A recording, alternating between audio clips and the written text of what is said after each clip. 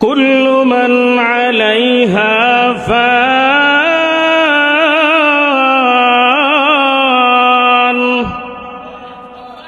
ويبقى وجه ربك ذو الجلال والإكرام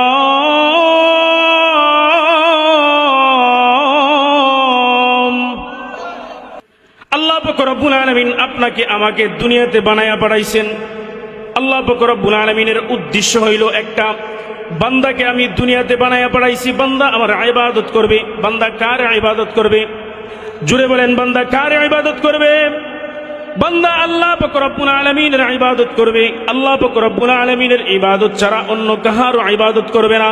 যখন আল্লাহ পাক রব্বুল আলামিন আদেশ করছেন 5 ওয়াক্ত নামাজ পড়ার জন্য, বান্দা দুনিয়ার দিকে না তাকাইয়া, দুনিয়ার কোন লোভ লালসার দিকে না তাকাইয়া, দুনিয়ার ব্যস্ততাকে পিছনে ফেলাইয়া বান্দা 5 ওয়াক্ত নামাজের দিকে মনোযোগী হইতে হবে।